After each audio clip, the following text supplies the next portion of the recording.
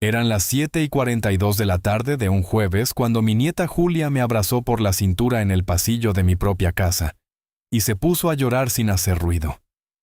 Tiene 7 años. Los niños de 7 años no lloran así, callados, apretando los dientes. Eso lo aprenden de los adultos que tienen cerca. Me dijo, con la cara pegada a mi cinturón, que su madre había dicho que hoy el abuelo se iba para siempre. Yo no sabía nada. Me agaché despacio, porque a los 69 años, uno ya no se agacha de golpe. Y le pregunté si estaba segura de lo que había oído. Ella me contestó que sí, que lo había oído por la mañana en la cocina, que su madre lo había dicho por teléfono, y que después había dicho también que ya estaba todo pagado. Ya estaba todo pagado. Le di un caramelo de los de la lata verde. Le dije que no se preocupara, que los abuelos no se van así, y le pedí que bajara a cenar. Subió después mi hijo, Adrián, con la sonrisa esa que le sale cuando está incómodo, y me dijo que la niña se inventaba cosas, que estaba muy sensible últimamente. No levanté la voz, no discutí, sonreí. Después entré en mi dormitorio. Encima de mi cama, la que compré con Amparo hace 26 años, había una maleta gris, abierta, con mi ropa dentro, doblada por unas manos que no eran las mías, y mis pastillas metidas en una bolsa de plástico de supermercado. Encima de todo, tirada como quien tira un ticket, estaba la postal descolorida de las Islas Cíes, que mi mujer guardó durante 31 años en el primer cajón. Mi nieta tenía razón, y ellos no lo sabían todavía. Pero 9 días más tarde la casa donde vivía la madre de mi nuera iba a tener otro propietario. Las tarjetas de mi hijo iban a ser plástico muerto, y el nombre Aliaga iba a estar en un informe de la agencia tributaria que yo mismo entregué en mano. Antes de contarles cómo desmonté pieza a pieza la vida que se habían construido con mi dinero, díganme en los comentarios desde qué ciudad me están escuchando. Y si alguna vez han tenido que enseñarle una lección a un familiar desagradecido, denle a me gusta y suscríbanse. Esta historia es larga. Vale la pena escucharla entera. Para entender cómo llegué a ese pasillo, hay que retroceder exactamente 3 días. Y después, 42 años. Me llamo Vicente Salcedo Arriaga. Nací en un pueblo de la provincia de Teruel, donde había más ovejas que personas. Empecé con un camión Ebro de segunda mano que perdía aceite, 4,000 pesetas metidas en una lata verde de galletas, y una mujer que se llamaba Amparo y que hacía la contabilidad en una mesa plegable, en el salón, con la radio puesta bajita para no despertar al niño. Dormí 100 y pico noches en la cabina de aquel camión. No lo digo para dar pena. Lo digo porque los números importan, y porque más adelante alguien va a decirme que yo no estoy en condiciones de dirigir nada. Hoy, Estructuras Salcedo tiene 93 empleados, 3 naves en el polígono, 14 millones de euros de facturación el año pasado y una cartera de obra firmada hasta dentro de 2 años. La levanté yo. La levantamos Amparo y yo. Nadie nos regaló ni un tornillo. Amparo murió hace 14 meses. Páncreas. Desde el diagnóstico hasta el final pasaron 5 meses y 11 días. Los conté todos. Después de eso la casa se quedó con un silencio raro. No era tristeza solamente, era que la casa hacía otros ruidos. La nevera sonaba más fuerte, el reloj del pasillo sonaba más fuerte. La silla de ella, la de la izquierda en la mesa de nogal que ella eligió, se quedó vacía y yo seguí poniéndole el café por la mañana durante casi 5 meses, hasta que un día me di cuenta de que lo estaba haciendo y lo dejé. Ahí fue cuando mi hijo y su mujer se ofrecieron a venirse a vivir conmigo. Para que no estuviera solo, dijeron, para cuidarme. Yo les dije que sí, ese fue mi error y lo asumo. Un hombre asume sus errores. De mi hijo Adrián tengo que decir la verdad, aunque duela. Tiene 39 años y no ha pagado nunca nada de lo que tiene. La carrera se la pagué yo. El máster en Madrid se lo pagué yo, 22,000 euros, y no lo terminó. El coche se lo pagué yo. La entrada del piso que tuvieron antes se la pagué yo, 80.000 euros por transferencia, y todavía conservo el justificante. En la empresa tiene un puesto que me inventé para él, director de expansión, 5.200 euros netos al mes. Y en 4 años no ha traído ni un cliente. Nunca ha sido malo. Ese es el problema. No es un canalla, es un cobarde. Y un cobarde con una mujer ambiciosa al lado hace más daño que un canalla. Mi nuera se llama Bárbara Aliaga. Tiene 37 años. En el entierro de Amparo llevaba un abrigo de 2.000 euros, y no lloró ni una sola vez. Lo digo sin rencor, como quien lee una medida en un plano. No lloró. Estuvo perfectamente serena durante toda la ceremonia, y cuando el cura habló de la fidelidad de los que se quedan, ella miró el reloj. Su familia es lo que en mi pueblo llamábamos gente de apellido y bolsillo vacío. Su madre, Nuria, se pasa el día contando que su abuelo tenía tierras en Segovia. Su padre, Gonzalo, lleva 12 años jubilado de algo que nunca queda claro. Y su hermano, Bruno, tiene 34 años, vive con sus padres y se define a sí mismo como consultor de imagen. Nunca me cayeron bien. Nunca lo dije. Amparo decía que había que llevarse bien con la familia del hijo porque si no, se pierde al hijo. Amparo tenía razón en casi todo. En eso también, supongo. Pero se murió, y con ella se fue lo único que sujetaba aquella casa. El domingo anterior a lo de Julia comimos todos juntos. Ellos habían traído a Nuria y a Bruno. Cordero. Lo pagué yo, como siempre, 119 euros en la carnicería del mercado, y lo cociné yo, porque Bárbara dice que el horno de esta casa está anticuado. A los postres, Bárbara sacó el tema con mucha suavidad. Habló de una residencia estupenda que había visto en las afueras, un sitio precioso, con jardín y fisioterapia. Dijo que se llamaba Villa Amanecer. Dijo que a la gente de mi edad le viene muy bien un entorno de bajo estrés. Nuria intervino para decir que yo estaba muy desmejorado desde lo de Amparo, que se me notaba, que ella misma lo había comentado con su médico. Bruno dijo que hoy en día esos sitios son como hoteles. Mi hijo miró el mantel. Yo pregunté quién había hablado ya con esa residencia. Bárbara contestó que nadie, que solo estaban recogiendo información, que por favor no me pusiera a la defensiva. Recuerden ese detalle, nadie había hablado con nadie. Después Bárbara sacó una carpeta de plástico azul. Dentro había 2 documentos. Uno era una solicitud de ingreso con mis datos ya rellenados a ordenador. El otro era un poder general amplio a favor de mi hijo, de esos que permiten a otra persona vender, hipotecar, firmar, cobrar y disponer de casi todo lo que uno tiene. Bárbara explicó que era una simple formalidad para agilizar los trámites del banco, porque a mi edad las gestiones cansan mucho. Una simple formalidad.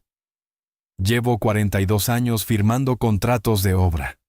He firmado documentos con administraciones públicas, con constructoras que quiebran, con proveedores que desaparecen.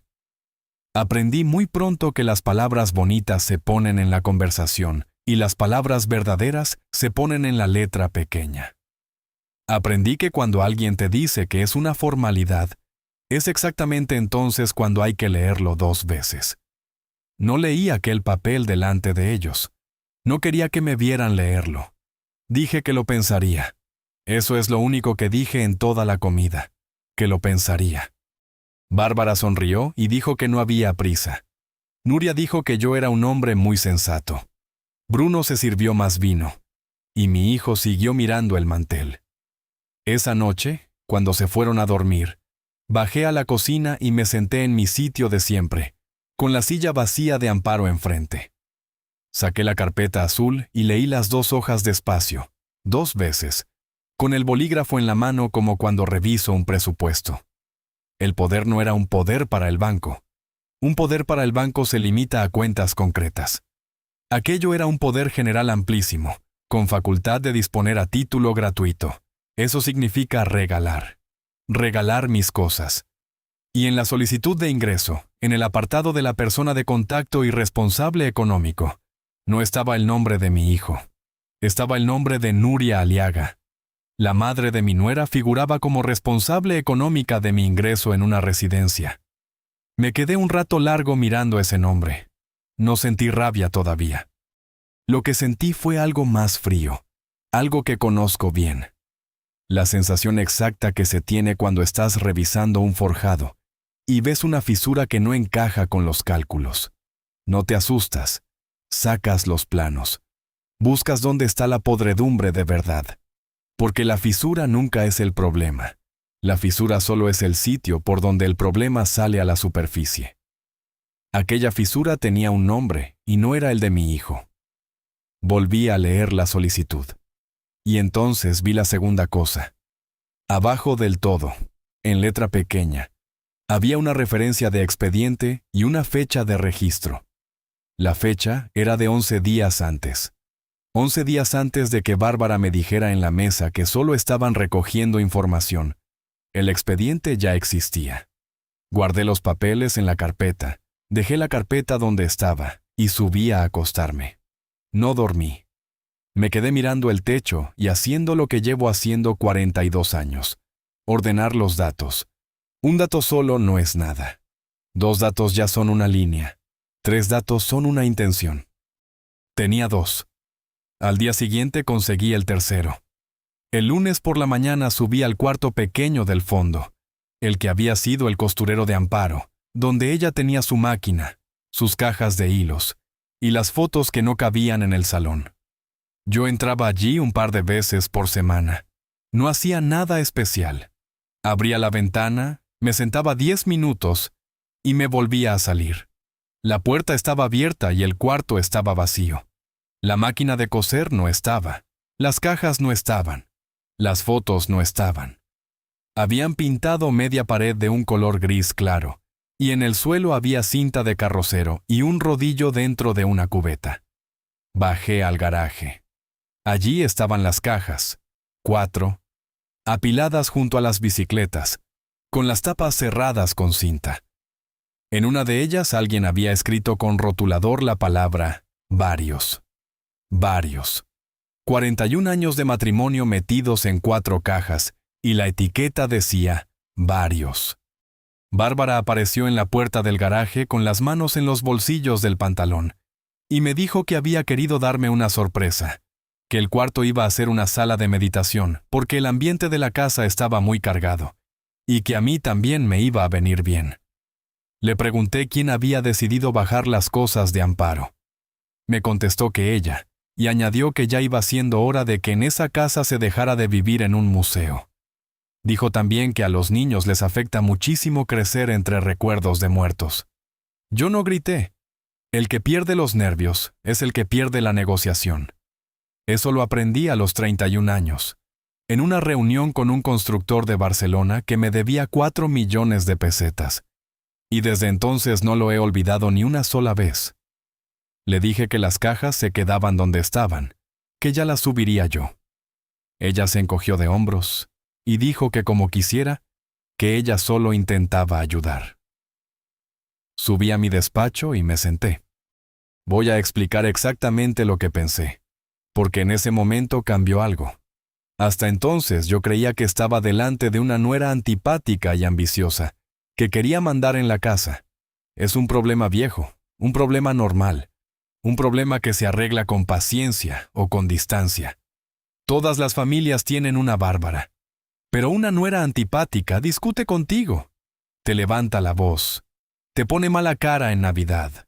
Una nuera antipática no vacía la habitación de tu mujer muerta un lunes por la mañana mientras tú estás en casa. Eso no se hace por antipatía. Eso se hace cuando ya sabes que el dueño de la casa se va a ir pronto y que no va a volver. Se hace cuando ya has puesto una fecha. Nadie pinta una pared el lunes si cree que el viernes va a tener que dar explicaciones. Ellos ya tenían la fecha. Yo todavía no. Y hay una cosa más que entendí sentado en aquel despacho, y es la que más me costó tragar. Mi hijo había pasado por delante de ese cuarto vacío. Lo había visto.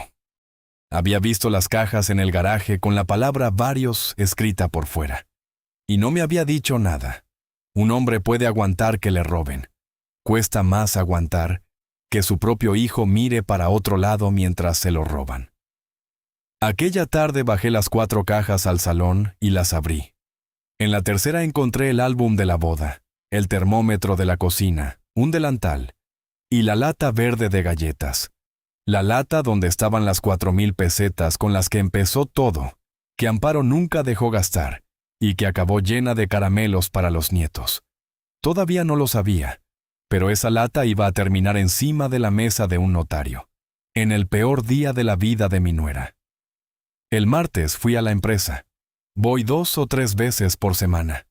Desde lo de Amparo delegué mucho, es verdad.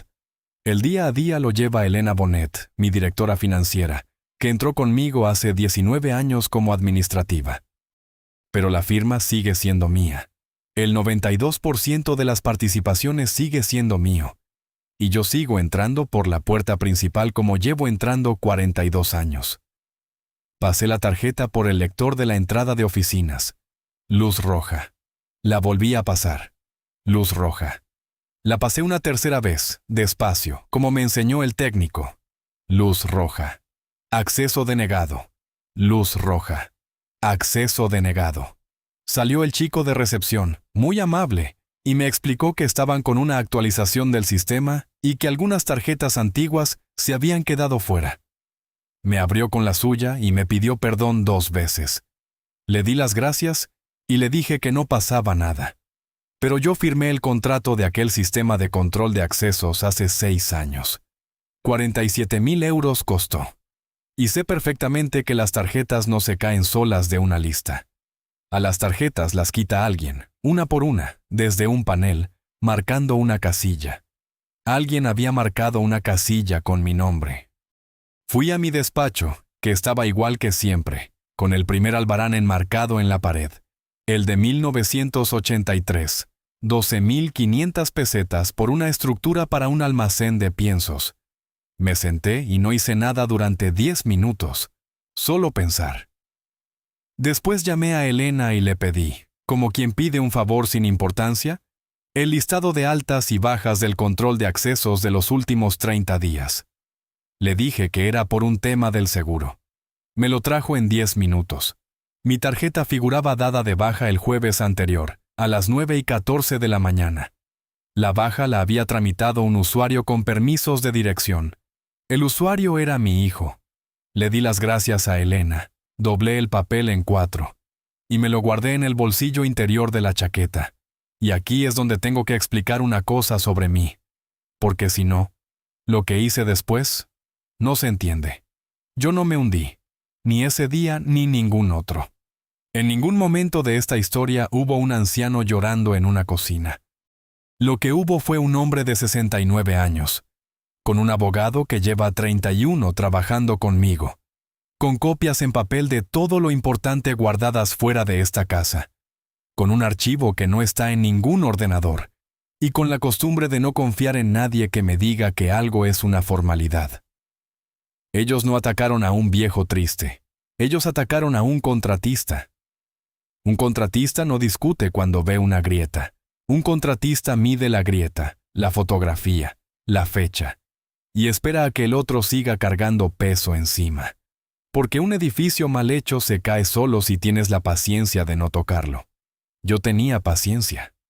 Antes de salir de la empresa pasé por administración a pedir un extracto de la tarjeta corporativa, la mía, la que uso desde hace años para gastos de representación. Lo pedí sin darle importancia, hablando del tiempo con la chica que me lo imprimió. Había un cargo de 740 euros a nombre de Residencial Villa Amanecer, en concepto de reserva de plaza, con fecha del día 11 del mes, con mi tarjeta. Se sentaron en mi mesa el domingo, comieron mi cordero, me dijeron que solo estaban recogiendo información, y la reserva de la residencia donde pensaban encerrarme llevaba pagada 9 días, pagada por mí, con mi propio dinero, sin que yo supiera ni el nombre del sitio. Ese es el detalle que a mí me rompió por dentro, y no me da vergüenza decirlo. No fue el poder notarial, no fue el cuarto de amparo, fue esa línea del extracto. 740 euros. No me estaban echando de mi casa, Me estaban echando de mi casa y pasándome la factura. Esa noche cené en la cocina, solo, un huevo frito y pan, porque ellos habían salido a celebrar algo con los padres de Bárbara. No me dijeron que celebraban. Me dijeron que era una cosa de familia. Cosa de familia. Esa frase la iban a repetir mucho durante las semanas siguientes. Cosa de familia. Yo pagué el colegio de esa familia, la boda de esa familia, el coche de esa familia.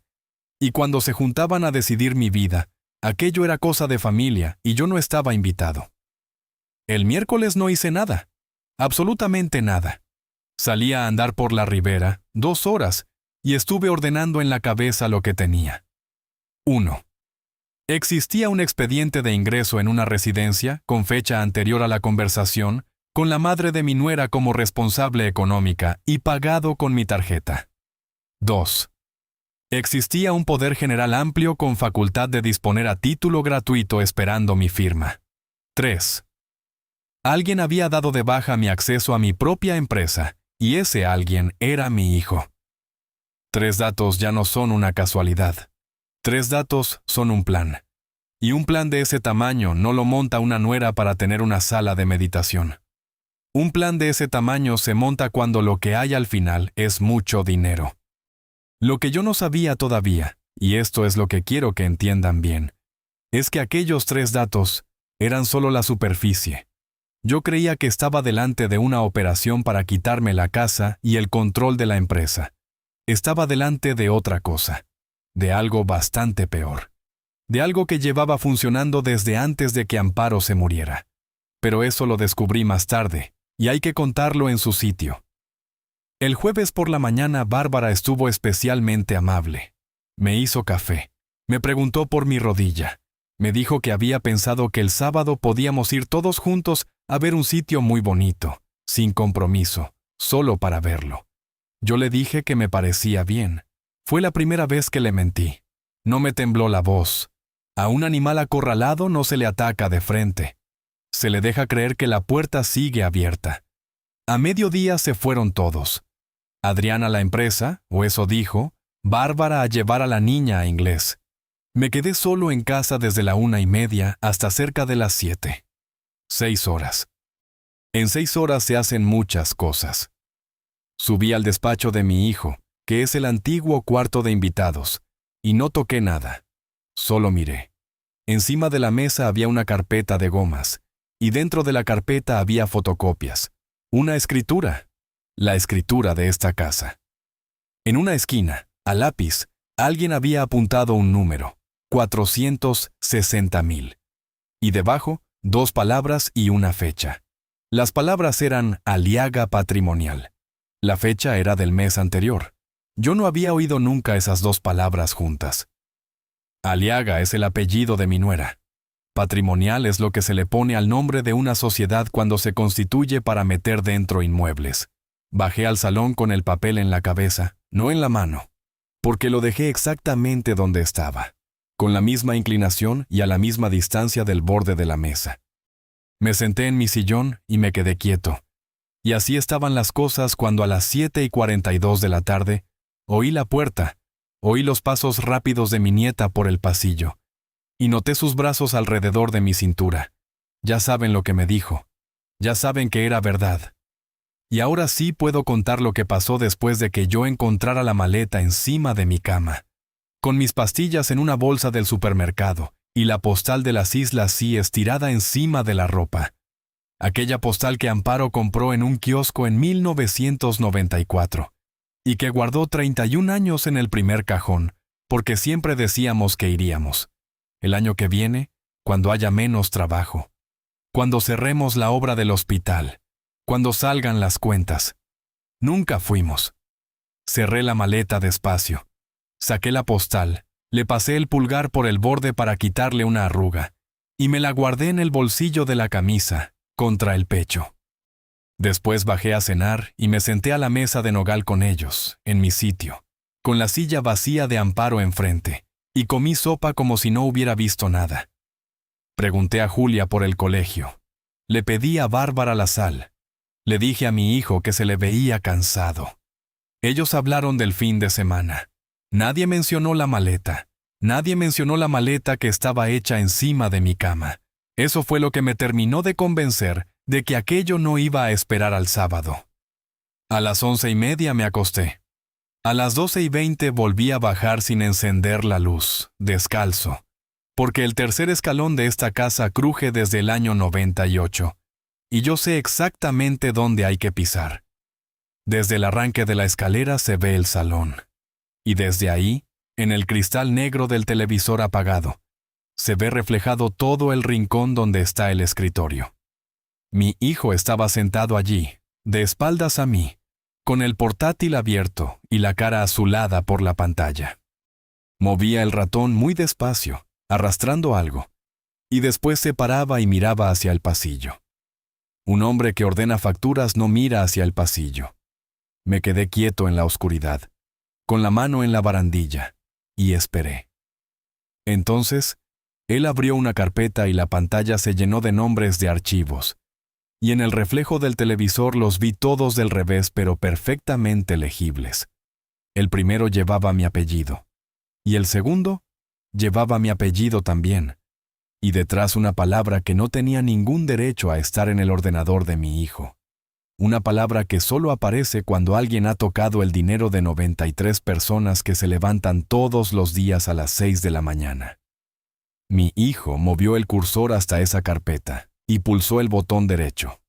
Mi hijo pulsó el botón derecho, y en el menú que se abrió eligió la última opción. Borró la carpeta. Yo estaba a 9 metros de él, descalzo, en la oscuridad de una escalera que construí yo, mirando en el reflejo de un televisor apagado, como mi único hijo borraba archivos a las 12:23 de la noche.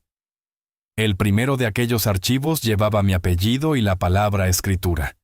El segundo llevaba mi apellido y 2 palabras más, plan de empleo. Y detrás, una tercera, traspasos. El plan de pensiones de empleo de Estructuras Salcedo lo constituí en el año 2006. Lo constituí porque Amparo me convenció una noche de que un hombre que ha dormido en la cabina de un camión no puede permitir que sus trabajadores lleguen a los 65 años con lo que quiera darles el Estado. Aporta la empresa. Aportan ellos. 93 personas. 4.800.000 euros acumulados a fecha del último informe que yo había visto. Traspasos. Me quedé quieto en aquel escalón el tiempo suficiente para que se me durmiera el pie derecho. No bajé. No encendí la luz. No dije el nombre de mi hijo. Voy a explicar por qué. Porque mucha gente se piensa que en ese momento hay que bajar y montar un escándalo. Y esa es exactamente la manera de perderlo todo.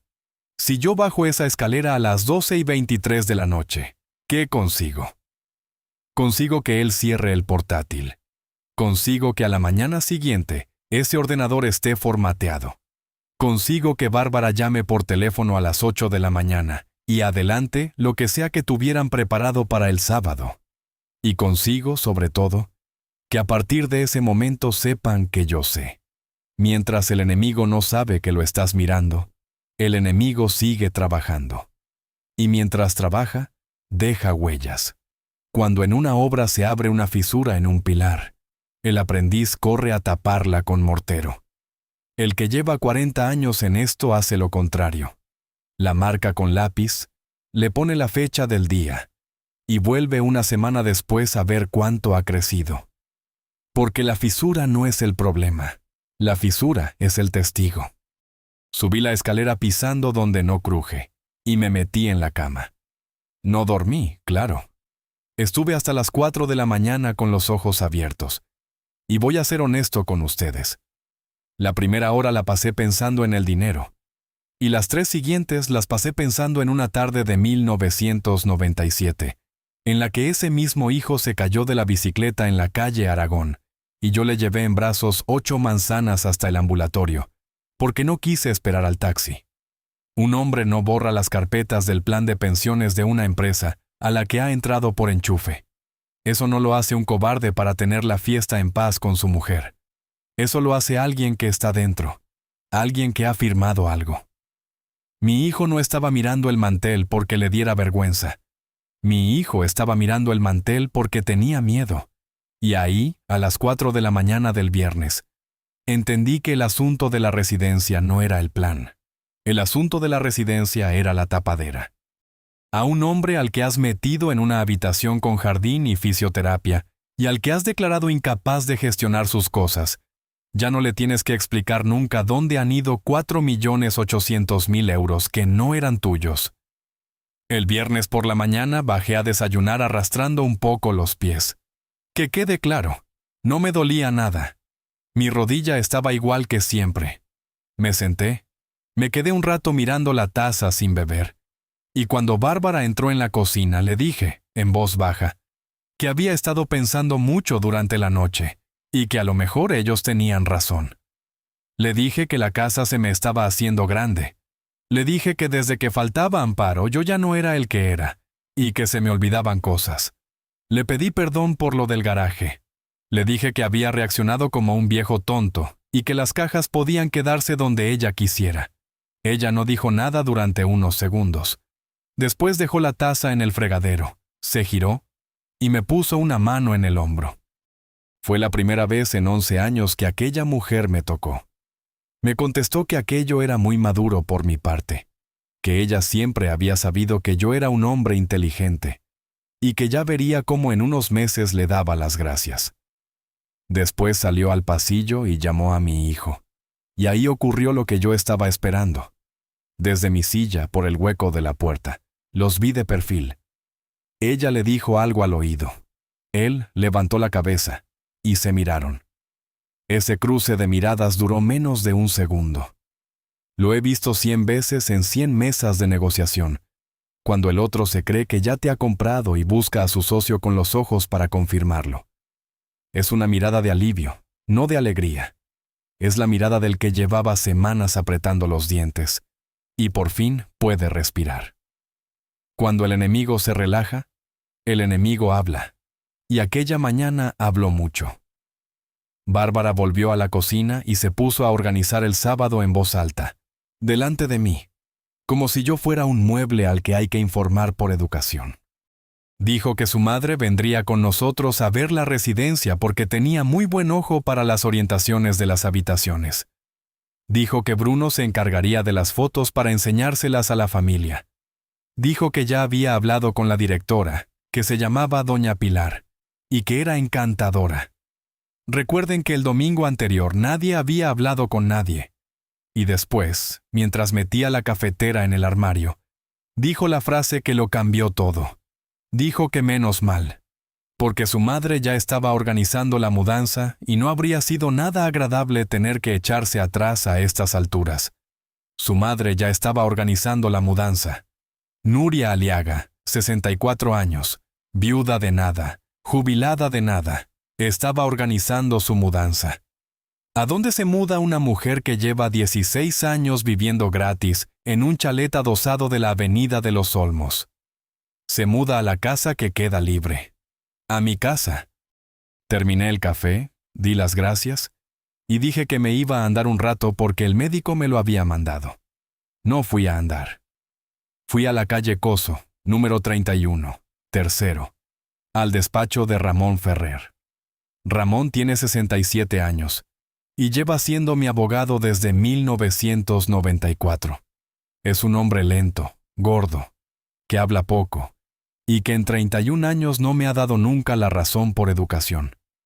Le enseñé, en este orden, el listado de bajas del control de accesos, el extracto de la tarjeta corporativa con los 740 euros de Villa Amanecer, y un papel donde yo había escrito de memoria las palabras Aliaga Patrimonial y el número 460.000.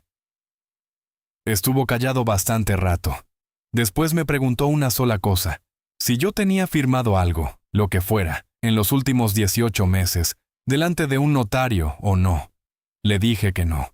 Y entonces me acordé. Le dije que sí. Que en octubre del año pasado, cuando Amparo llevaba 3 semanas ingresada en la 4ª planta, mi hijo me llevó unos papeles al hospital para que los firmara. Me dijo que eran de la mutua. Yo estaba en el pasillo. sentado en una silla de plástico, con la mano de mi mujer todavía tibia en la memoria porque acababa de salir de la habitación, y firmé 3 hojas sin leerlas encima de una carpeta que él me sujetaba. Firmé 3 hojas. Ramón no dijo nada de nada. Cogió el teléfono y llamó a una registradora que conoce, y a las 2 horas teníamos encima de la mesa 4 notas simples y una consulta al registro mercantil.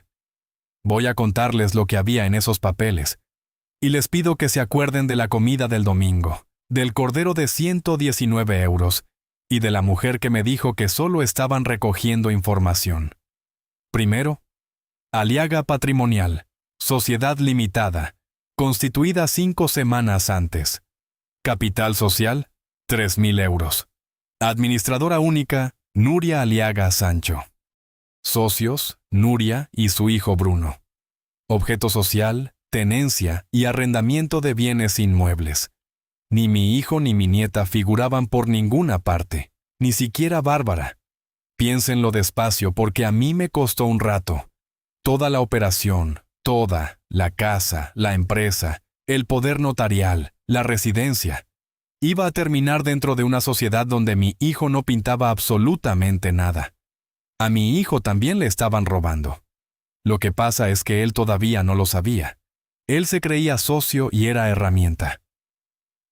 Segundo, el chalet adosado de la Avenida de los Olmos, número 14, donde vive la madre de Bárbara desde el año 2009.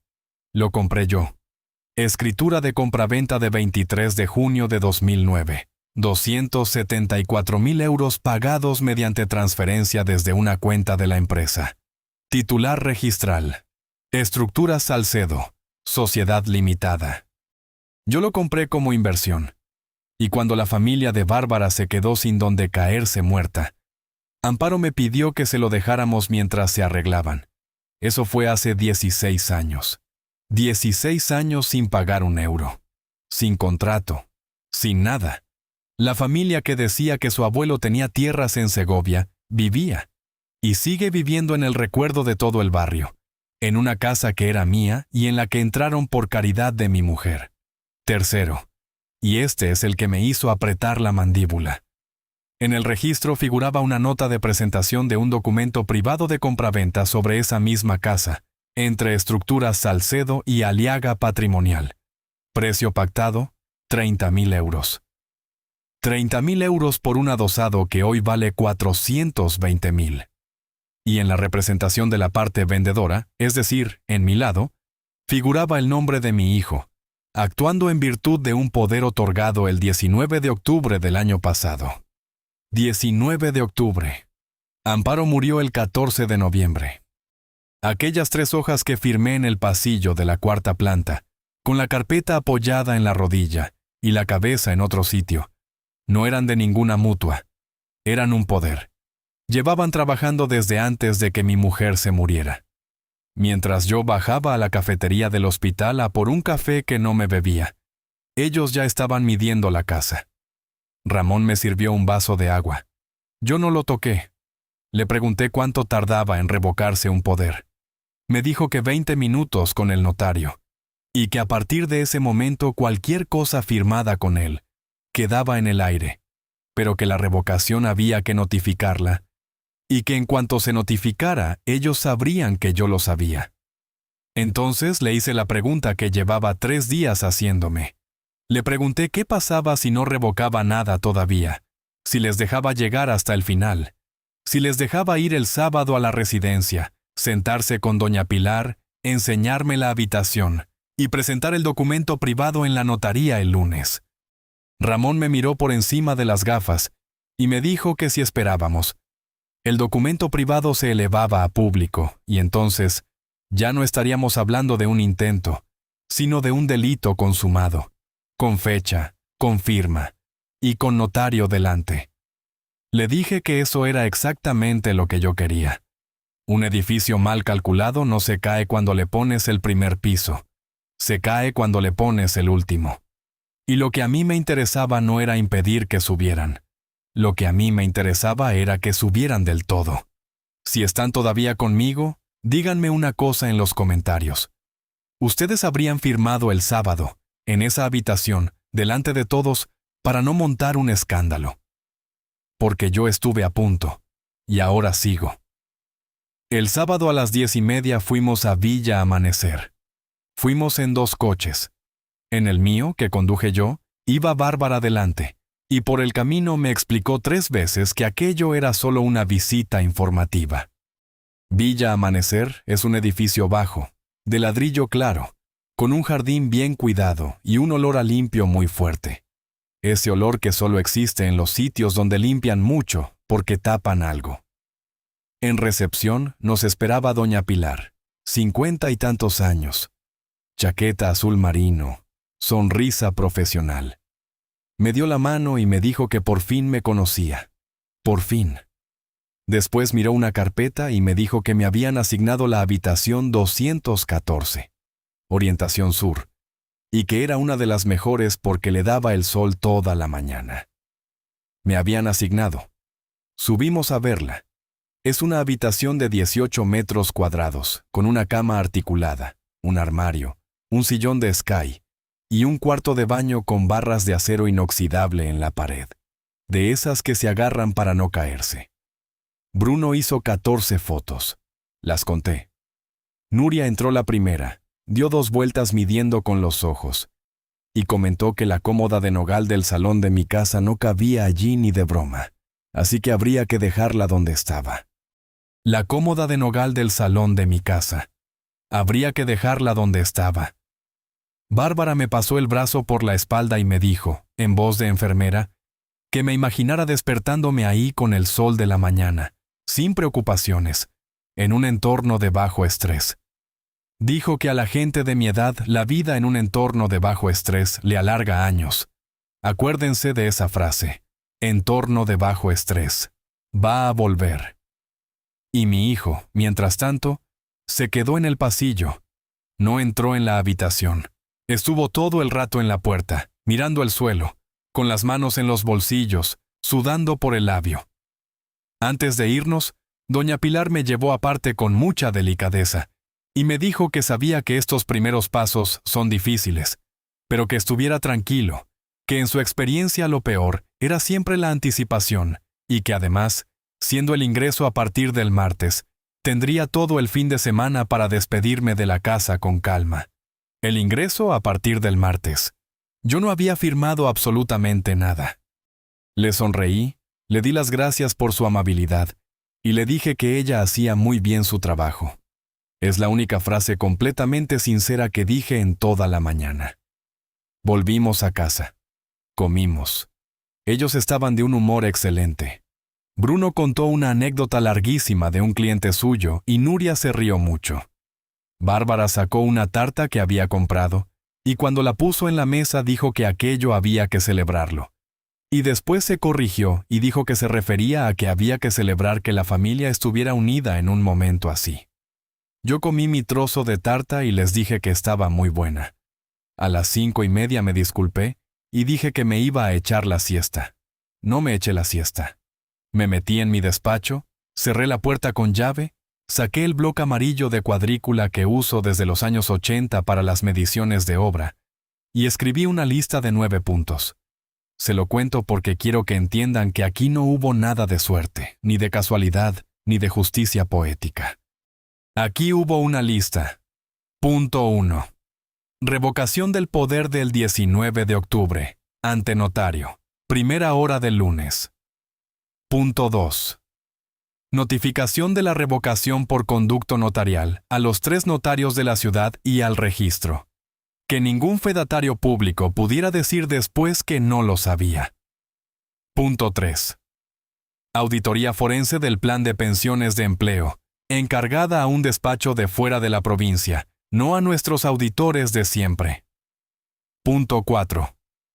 Junta Universal de Socios de Estructuras Salcedo. Yo tengo el 92%. Reestructuración del organigrama y amortización del puesto de director de expansión. Punto 5.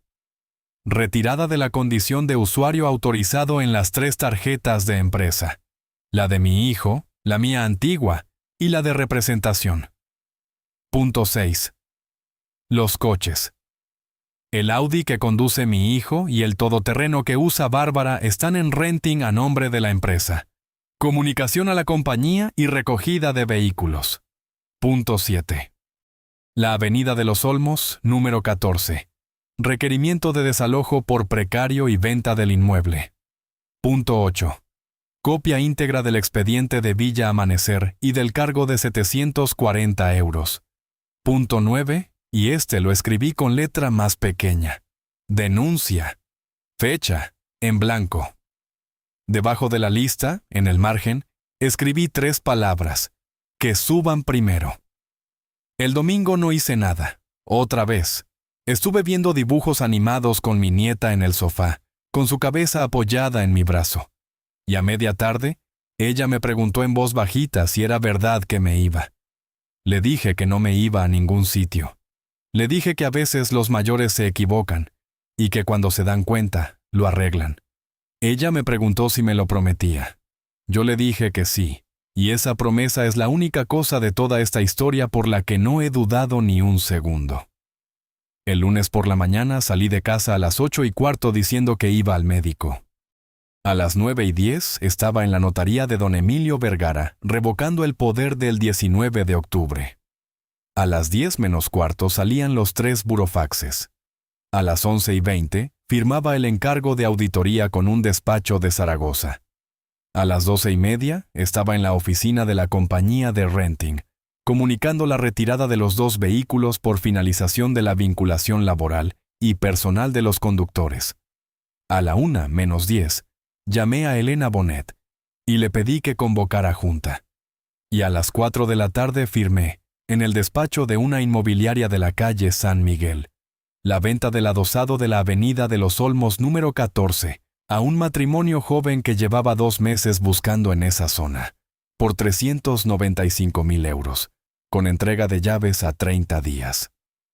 31 horas después de que la madre de mi nuera midiera con los ojos mi cómoda de nogal, su casa tenía otro dueño. El martes por la mañana, a las 9:30, Bárbara bajó vestida y con las llaves en la mano, y me dijo que ya era la hora, que había que ir tranquilos y sin nervios, y que ella había preparado la maleta con todo lo necesario. Yo estaba sentado en mi sillón, con la carpeta de Ramón encima de las rodillas. Le dije que no me iba a ninguna parte. Ella se rió, una risa corta, y me dijo que no empezáramos, que aquello ya estaba hablado y decidido. Le contesté que hablado sí, decidido no, y que ella y yo íbamos a repasar unas cuantas cosas antes de que llamara a nadie. Y entonces empecé a leer. Leí en voz alta, despacio, sin levantar el tono ni una sola vez, la fecha del expediente de Villa Amanecer. Leí el cargo de 740 euros con mi tarjeta. Leí el nombre de Nuria Aliaga Sancho como responsable económica.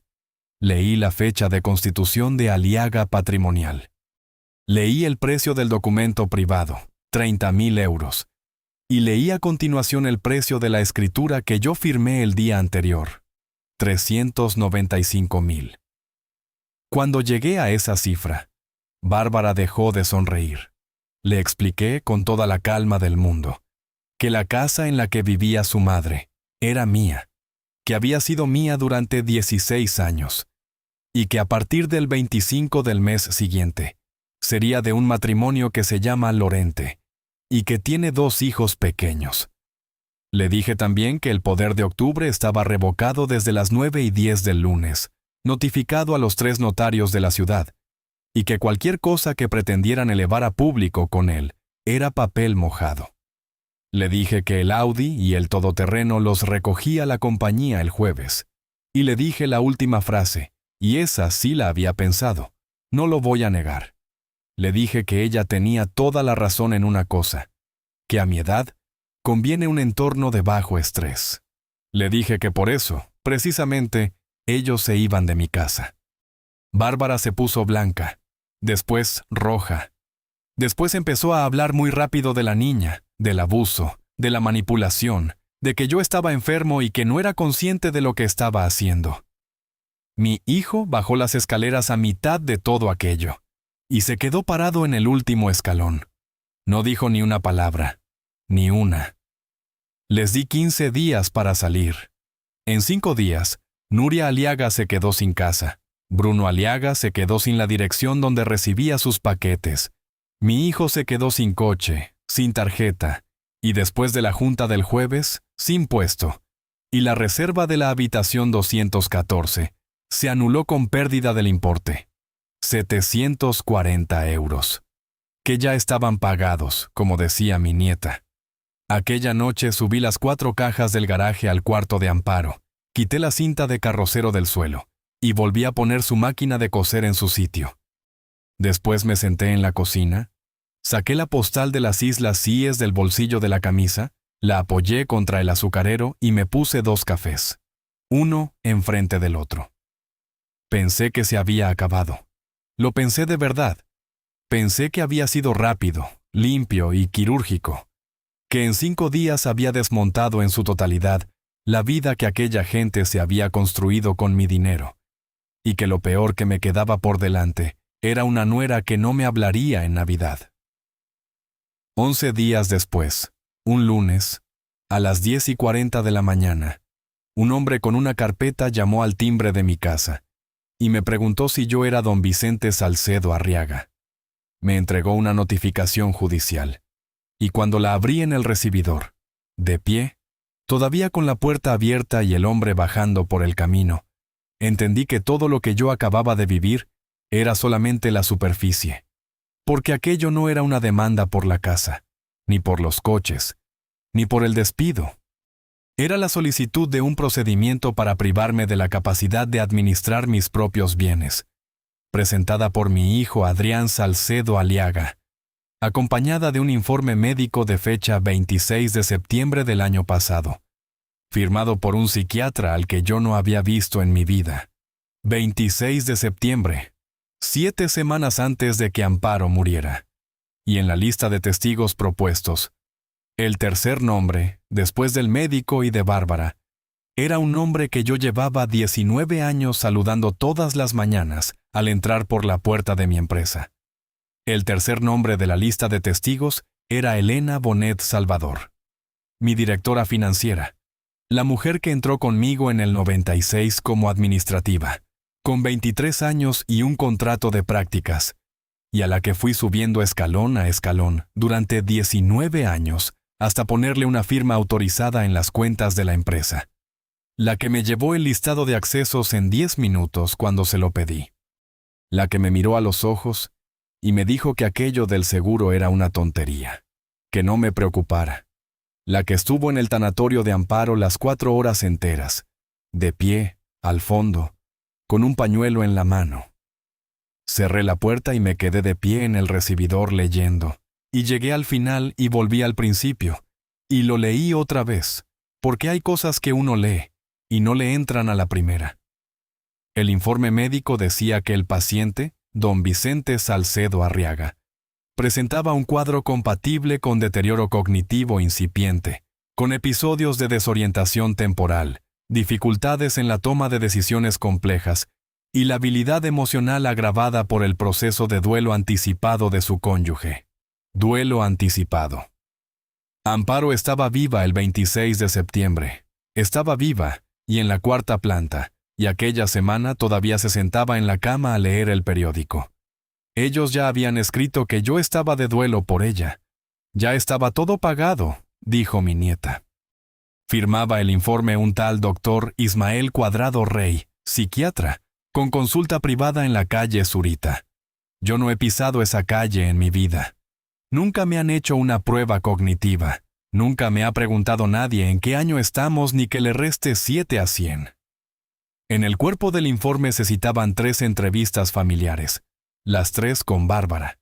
Y ahí, de pie en mi recibidor, con la puerta cerrada y la carpeta en la mano, entendí de golpe una cosa que hasta ese momento no había querido pensar. Yo creía que el ataque empezó con la muerte de Amparo.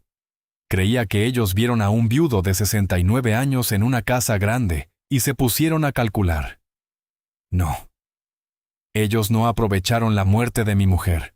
Ellos la planificaron alrededor, Contaron con ella.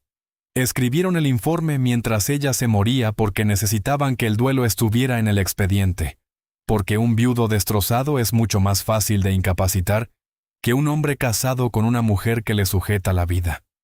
La agonía de Amparo era un dato en su calendario. Me senté en el primer escalón de la escalera, con la carpeta encima de las rodillas, y estuve así no sé cuánto tiempo.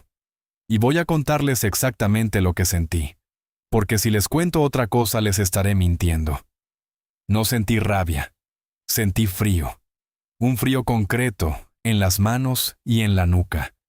El mismo frío que sentí una vez, en el año 2002, en una nave de Villanueva, cuando me subí al andamio a revisar unas cerchas que ya habíamos dado por buenas, y encontré que la soldadura del nudo 3 estaba hecha por fuera y hueca por dentro, bonita por arriba, vacía por debajo. Aquella nave llevaba 4 meses con gente trabajando debajo. Aquel día bajé del andamio, paré la obra y no dormí en 3 noches, no porque se hubiera caído, sino porque no se había caído todavía. Esto era lo mismo. Yo había estado 11 días muy satisfecho de mí mismo, muy contento con mi lista de 9 puntos, muy orgulloso de mi golpe rápido, limpio y quirúrgico. Y resulta que yo no había tocado la estructura. Yo había arrancado el alicatado. La podredumbre siempre va más abajo. Siempre. Llamé a Ramón Ferrer y a las 12:30 estaba en su despacho. Leyó las 19 páginas sin decir nada, apuntando en un cuaderno de vez en cuando.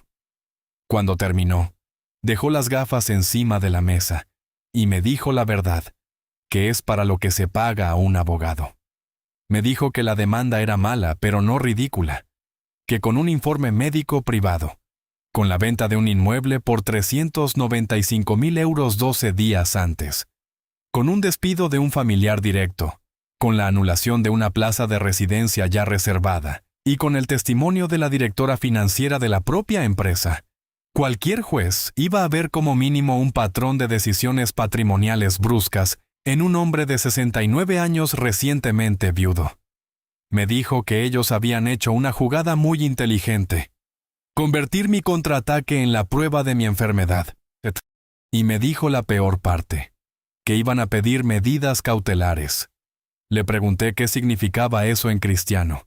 Me contestó que significaba que un juez podía, mientras se resolvía todo, nombrar a alguien que administrara provisionalmente mis bienes, y que ese alguien, según la solicitud, era mi hijo. Le pregunté cuánto podía tardar el procedimiento entero. Me dijo que entre 14 y 26 meses. Me quedé mirando el primer albarán enmarcado que tengo en la cabeza desde hace 42 años, aunque estuviera en otro edificio. 12.500 pesetas. 1983. 14 meses.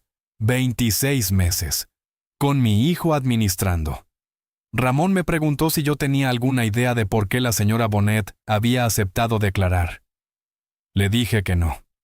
Le dije que Elena Bonet era la persona más honrada que había pasado por mi empresa. Y él me miró y me dijo que la gente honrada también firma cosas cuando tiene miedo. Aquello se me quedó dentro. Salí a la calle y me fui andando a la empresa, que está a 40 minutos. Y los hice andando porque necesitaba pensar. Entré por la puerta principal, como llevo entrando 42 años, y esta vez la tarjeta funcionó, porque la primera cosa que hice después de la junta fue reponer mis accesos y quitarlos de mi hijo. Elena estaba en su despacho. Cerré la puerta detrás de mí y le puse encima de la mesa la última hoja de la demanda, la de la lista de testigos, con su nombre subrayado. No le grité, no le pregunté por qué. Solo le dije que necesitaba saber qué le habían enseñado a ella. Elena Bonet, 42 años, 2 hijos, hipoteca en la calle Delicias. Se quedó mirando el papel y se echó a llorar como no la he visto llorar nunca, ni siquiera en el tanatorio. Y entonces me lo contó. Me dijo que en marzo, 4 meses después de morir Amparo, mi hijo entró en su despacho con un montón de justificantes bancarios y le pidió que le explicara unos movimientos del plan de pensiones de empleo. Ella se los explicó. Movimientos normales, ordinarios, del gestor. Él le dio las gracias y se fue. 3 semanas después volvió con otra cosa, con 7 órdenes de traspaso parcial del plan, por un importe total de 392,000 euros, hacia un vehículo de inversión que ella no conocía. Las 7 llevaban su firma escaneada. Ella no había firmado ninguna. Le dijo a mi hijo que aquello era falsificación, que iba a llamarme inmediatamente. Y mi hijo, que nunca ha sabido sostener una mirada, le dijo la única frase valiente de toda su vida, y era una amenaza. Le dijo que las firmas eran suyas, que estaban en el sistema con su usuario, que si ella hablaba el problema sería suyo y no de nadie más, y que un juez tardaría 2 años en decidir si una directora financiera con acceso total había firmado o no, y que en esos 2 años, ella no volvería a trabajar en ninguna empresa de esta provincia. Y después le dijo lo otro. Le dijo que si colaboraba, cuando la administración de los bienes de su padre pasara a él, ella seguiría en su puesto y con un aumento. Elena llevaba 5 meses durmiendo 4 horas. Le pregunté por qué no vino a mí. Me contestó una cosa que no voy a olvidar. Me dijo que en marzo yo me pasaba las tardes sentado en el despacho mirando la pared, que había días que no contestaba al teléfono, y que ella pensó que si me contaba que mi hijo la estaba amenazando y falsificando firmas, yo me moría. Ella creyó que me estaba protegiendo. Y con esa cobardía piadosa, esa mujer honrada le regaló a mi hijo 5 meses de ventaja. No la culpé. No le dije ni una palabra dura. Le dije que se secara la cara, que se fuera a su casa, y que al día siguiente a las 8 de la mañana viniera a mi despacho con todo lo que tuviera. Y aquí es donde apareció la primera persona decente de esta historia, aparte de una niña de 7 años. Se llama Sabina Requena. Tiene 51 años, es economista forense, y trabaja en el despacho de Zaragoza al que yo había encargado la auditoría del plan de pensiones 11 días antes, cuando todavía me creía muy listo. Llegó el miércoles con un maletín, 2 ordenadores y un ayudante de 26 años. Se instalaron en la sala de juntas y estuvieron allí 9 días. El primer día me dijo una sola cosa, que no habláramos de nada por teléfono ni por correo interno, y que a partir de ese momento cualquier documento importante lo imprimiéramos y lo guardáramos en papel fuera de la empresa. Le dije que yo llevo 40 años guardando papel fuera de la empresa. Ella sonrió y me dijo que entonces íbamos a entendernos muy bien. Mientras Sabina trabajaba, ellos apretaron. El viernes de esa semana, mi hijo y Bárbara pidieron y obtuvieron una medida cautelar. No me quitaron la administración de todo. Eso Ramón lo paró. Pero el juzgado acordó, con carácter provisional y en atención a la posible situación de vulnerabilidad del demandado, 2 cosas. Primera, la suspensión de la venta del adosado de la Avenida de los Olmos hasta que se resolviera el procedimiento. Anotación preventiva en el registro. Segunda, el bloqueo de disposición sobre la cuenta personal donde yo tenía 126,000 euros. Perdí el primer asalto, lo perdí de verdad y no lo voy a maquillar. El matrimonio Lorente, que ya había vendido su piso y tenía la mudanza contratada, se quedó sin casa y con una reclamación contra mí. Tuve que sentarme delante de aquel hombre y de aquella mujer, con sus 2 niños esperando en el coche, y decirles que no podía entregarles lo que les había vendido. Nuria Aliaga se quedó en la Avenida de los Olmos número 14. Y esa misma tarde, mi nuera colgó en sus redes una fotografía de sus padres delante de la puerta de esa casa, sonriendo, con un texto en el que hablaba de la fuerza de la familia frente a la injusticia, y agradecía el apoyo de todos en un momento tan doloroso. 300 y pico comentarios. Gente del barrio, gente de la parroquia, gente que me conoce desde hace 30 años. Al domingo siguiente fui a misa, como voy desde que murió Amparo, y noté que 2 mujeres que siempre me saludaban miraron hacia otro lado. Después vino lo de los proveedores. Alguien empezó a contar por el polígono que Estructuras Salcedo tenía un problema de gobernanza, que el fundador estaba mal y que había un pleito de familia. Un cliente de Logroño con el que llevábamos 11 años trabajando aplazó la firma de un contrato de 780,000 euros hasta que se aclarara la situación societaria. Y un martes por la mañana, Bárbara vino a casa con Julia y me dijo desde la puerta sin entrar que a partir de ese momento las visitas de la niña se harían en presencia de un adulto de su familia, porque su terapeuta había recomendado un entorno controlado. Me quitaron a la niña. Eso es lo que hicieron. Con palabras de terapeuta, con voz suave, hablando de límites y de bienestar emocional, me quitaron a la única persona de esa casa que me había dicho la verdad.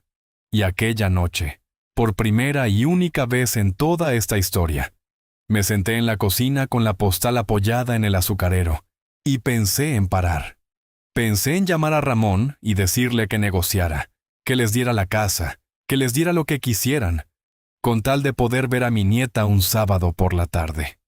Estuve con el teléfono en la mano 15 minutos. Y después me acordé de una cosa que decía Amparo cuando yo llegaba a casa reventado y hablando de dejarlo todo.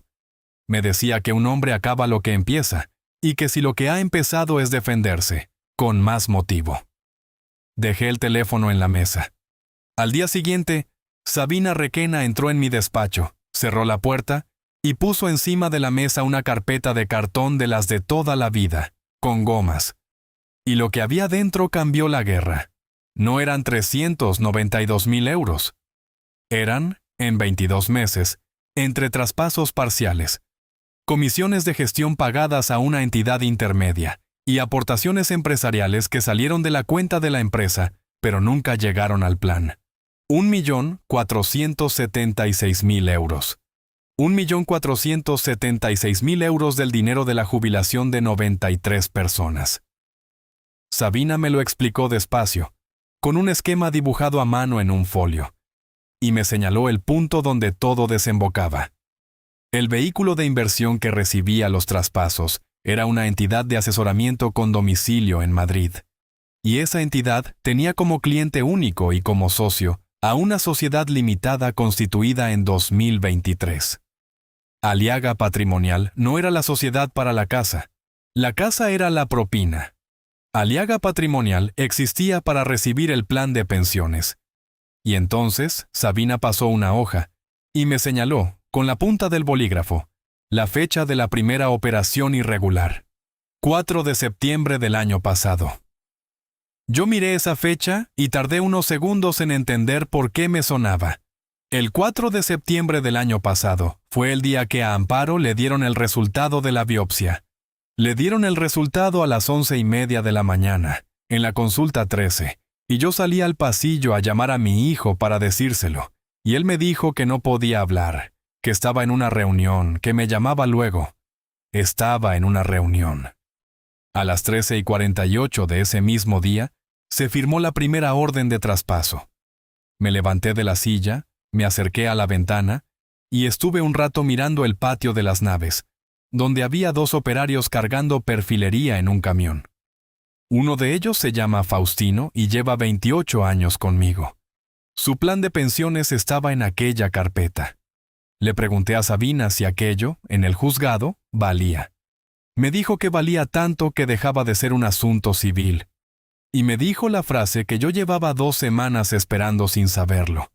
Me dijo que en cuanto aquello entrara por la puerta de una fiscalía, la demanda de incapacidad de mi hijo dejaba de ser una demanda de un hijo preocupado, y pasaba a ser un intento de silenciar al único que podía denunciarle. Le pregunté cuánto tardaría en tenerlo todo cerrado. Cerrado del todo, con los movimientos trazados uno por uno hasta la cuenta final. Me dijo que 3 semanas. Le dije que se tomara 4. Ella me miró como me había mirado Ramón.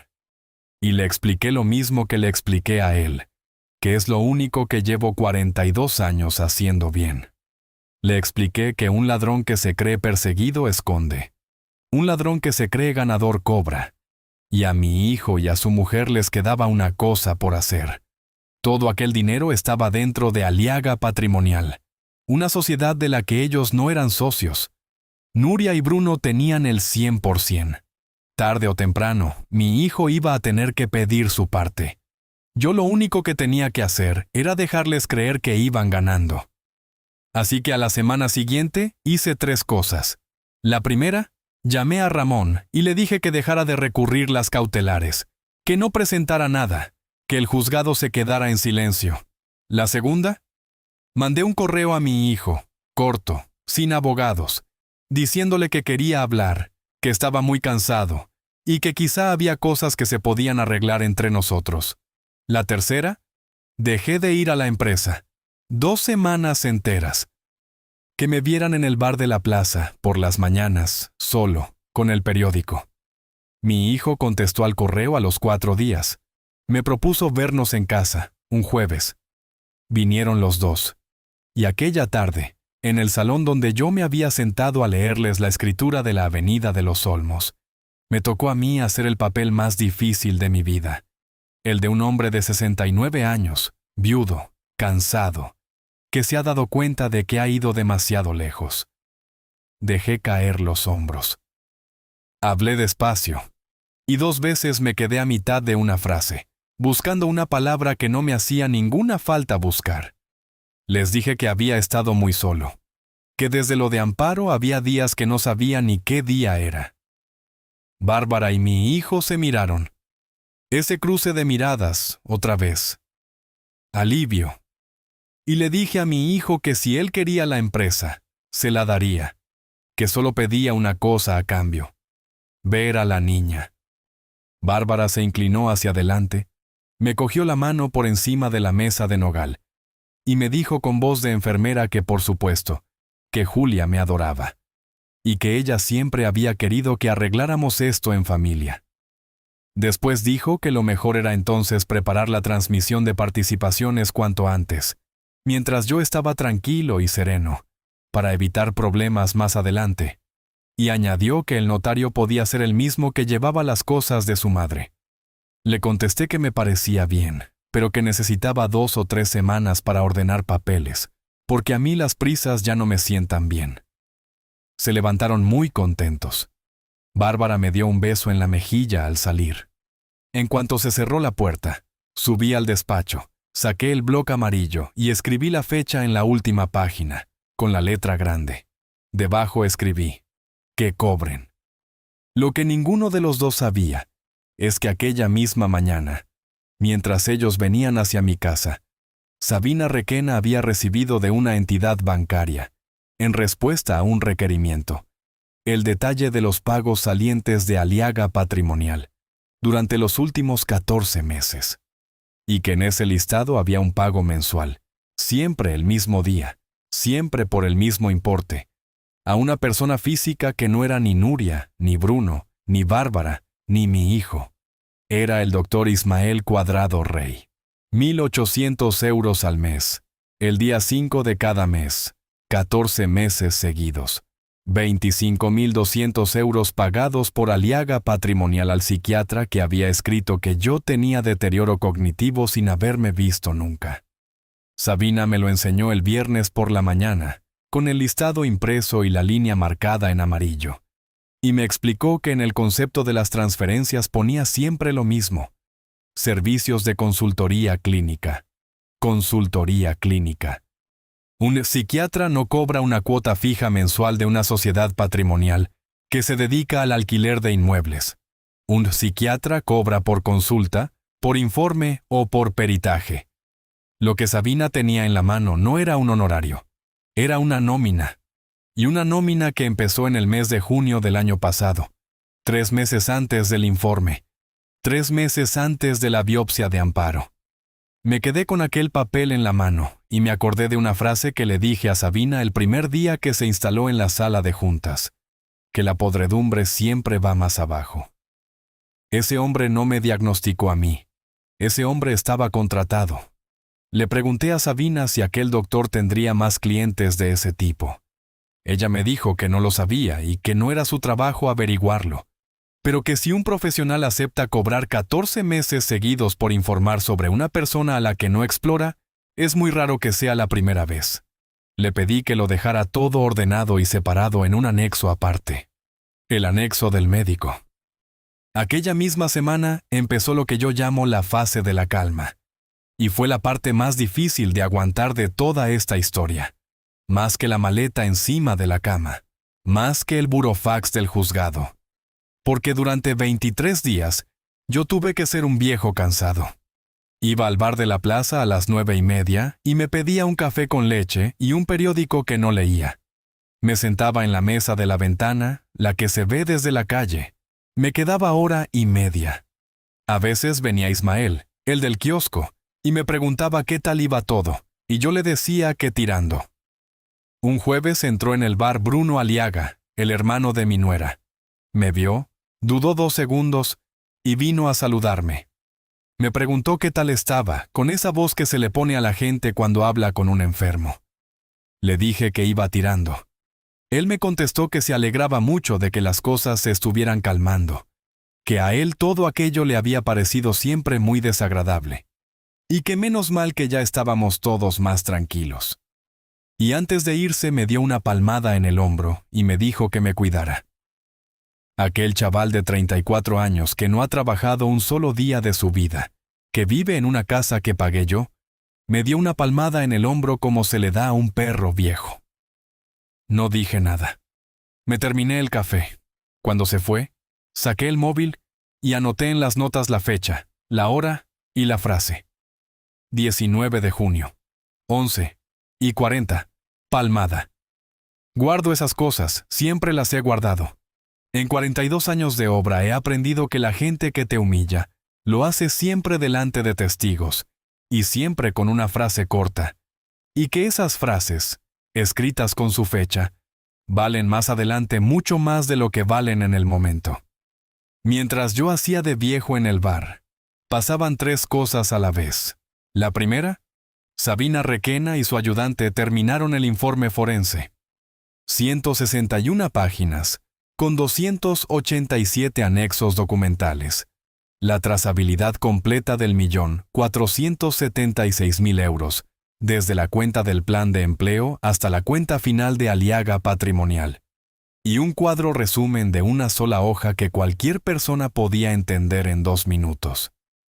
Ese cuadro resumen es la pieza más cara que he pagado nunca, y la más barata que he comprado.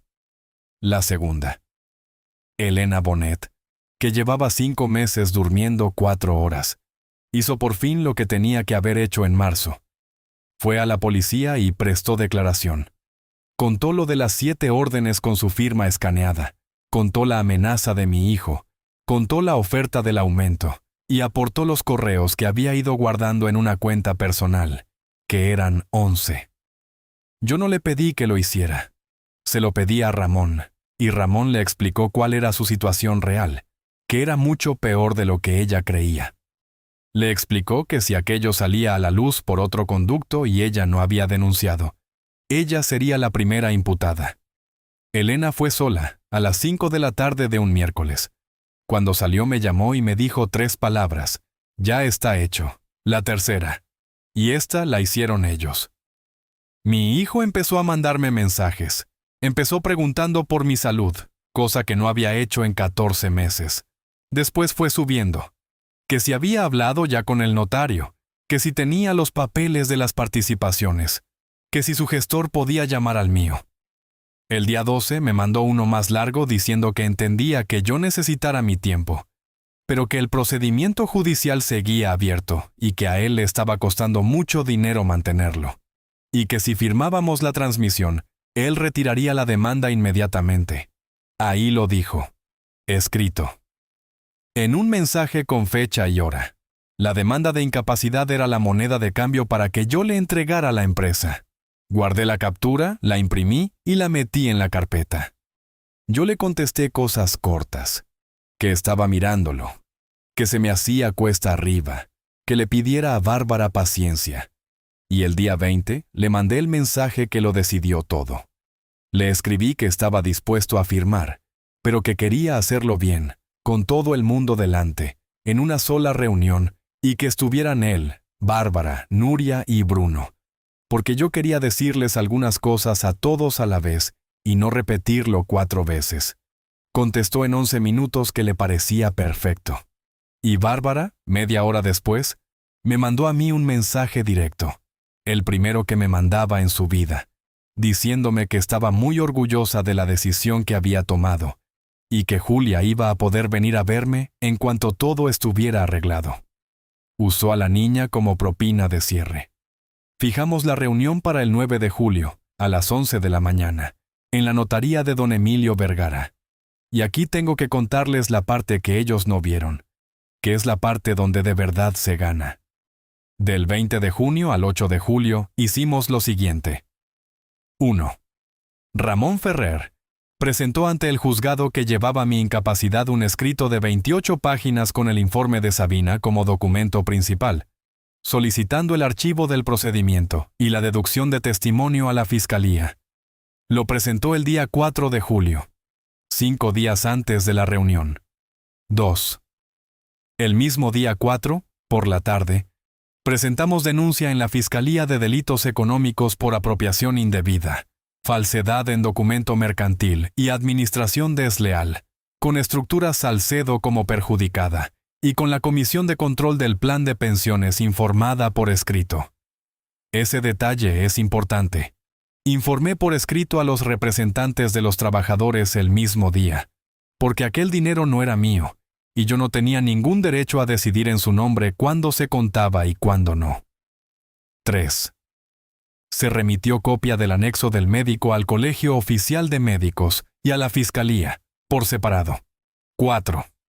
Ramón solicitó y obtuvo el levantamiento de la anotación preventiva sobre la Avenida de los Olmos número 14, que decayó automáticamente en cuanto el juzgado tuvo delante el informe forense y el mensaje de mi hijo del día 12. 5. Llamé al matrimonio Lorente. Les dije que la casa volvía a estar libre, que el precio se mantenía y que les descontaba 12,000 euros por las molestias y por la mudanza que habían perdido. El hombre estuvo un rato sin poder hablar. Y 6. El día 7 de julio, 2 días antes de la reunión, un procurador entregó en la Avenida de los Olmos número 14 un requerimiento de desalojo con plazo de 15 días. Nuria Aliaga tuvo ese papel en la mano 48 horas antes de sentarse en la notaría. Y allí es donde entendí que aquella mujer no era lista, porque una persona lista, con un requerimiento de desalojo en la mano, no va a una notaría a que le regalen una empresa. Una persona lista se para y pregunta por qué el viejo cansado sigue moviendo papeles. Ella hizo lo contrario. Llamó a Bárbara, montó un escándalo, y decidieron que aquello era la última pataleta de un anciano que iba a firmar en 2 días, y que en cuanto la empresa fuera de mi hijo, el desalojo se paraba solo. Yo lo sé porque me lo dijo el propio Bruno, en el bar, la mañana del 8 de julio. Se acercó a mi mesa, esta vez sin palmada, y me dijo, muy digno, que esperaba que lo del requerimiento fuera un error administrativo, porque no era manera de tratar a la familia 2 días antes de firmar. Le dije que mañana se arreglaba todo, y era verdad. La noche del 8 de julio no dormí, pero por otra cosa.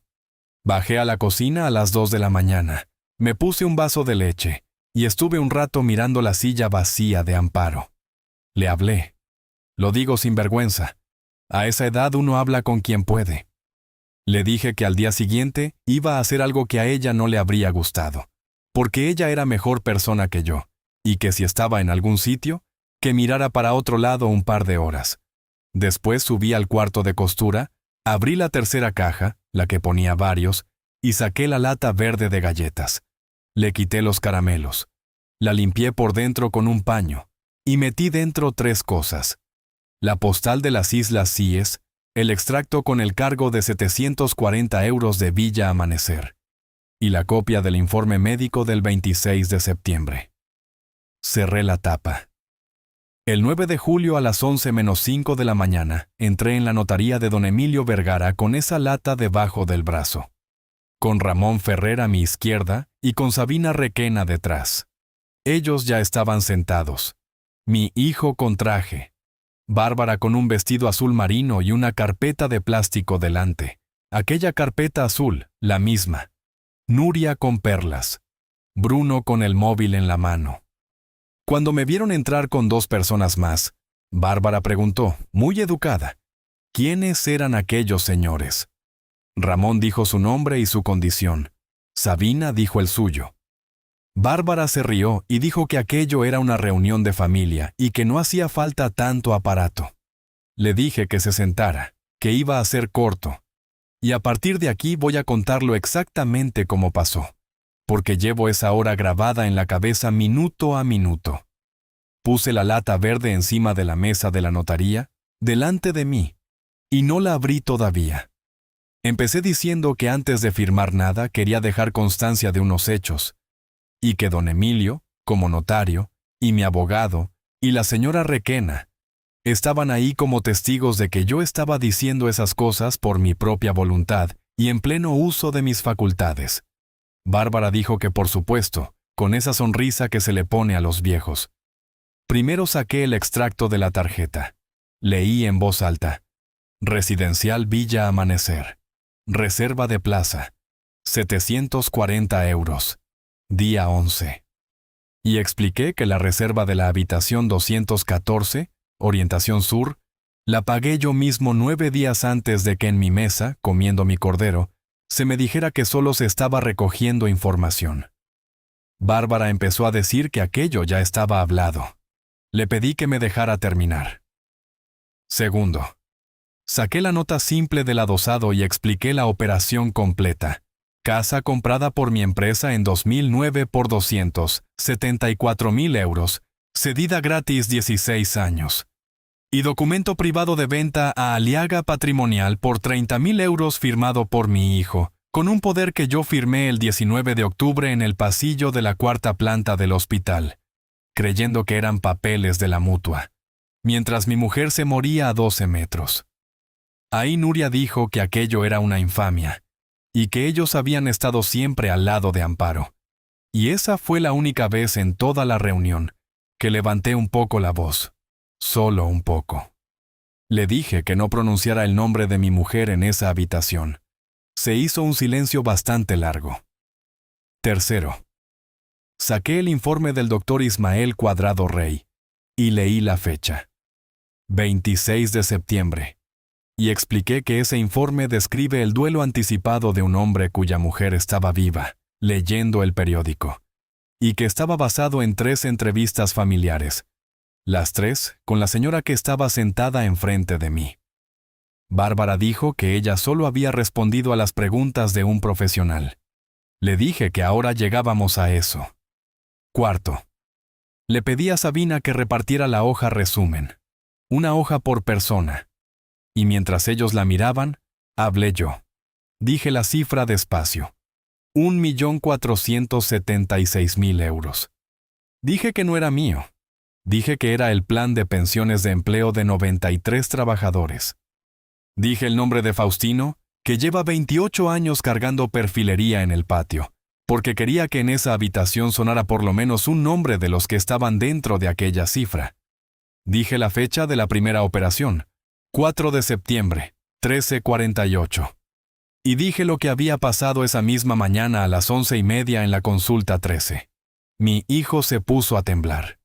Físicamente. Le vi la mano en la mesa. Y quinto, y último. Cogí la lata verde, saqué el listado de pagos de Aliaga Patrimonial y lo puse delante de Bárbara, girado hacia ella, con la línea marcada.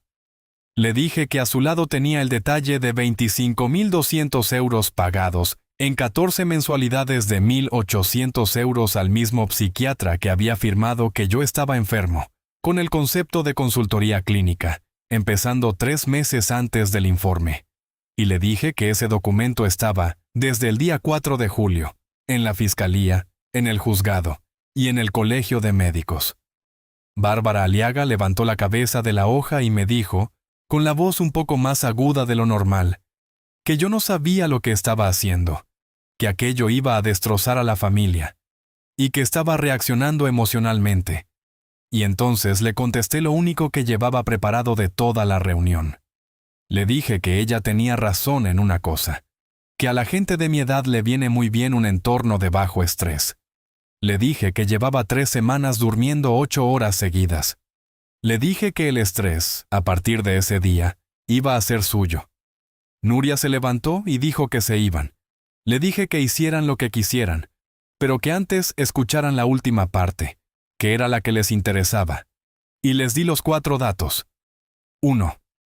El procedimiento de incapacidad estaba archivado desde el día 7, con deducción de testimonio a la Fiscalía por si hubiera denuncia falsa. 2. La Avenida de los Olmos número 14 se entregaba el 25 al matrimonio Lorente, y el requerimiento de desalojo seguía su curso. 3. La Junta de Socios de Estructuras Salcedo había acordado el ejercicio de la acción social de responsabilidad contra mi hijo, y la empresa se personaba como acusación particular en el procedimiento penal. Y 4. Que yo no iba a firmar la transmisión de ninguna participación, ni ese día ni nunca, porque la empresa la levanté con un camión que perdía aceite y con 4,000 pesetas que estaban en la lata que tenía delante, y que ellos no la habían tocado ni con un dedo. Bruno preguntó, y esto lo juro, si eso significaba que la comida de Navidad se hacía en otro sitio. Nadie le contestó. Mi hijo habló por primera vez en toda la reunión. Me miró y me preguntó qué iba a pasar con él. Y le dije la verdad, que era lo único que me quedaba por darle. Le dije que iba a pasar lo que él había construido, ni más ni menos, y que yo no iba a mover un dedo ni para hundirle más ni para salvarle. Se echó a llorar delante de todos, y su mujer, sentada a su lado, no le tocó ni le miró. Recogió su carpeta azul, se levantó, y salió del despacho la primera, sin esperarle. Ahí, en ese detalle, se acabó ese matrimonio. Yo lo vi en directo. Salí de la notaría a la 1:20, con la lata debajo del brazo. Hacía un calor de justicia.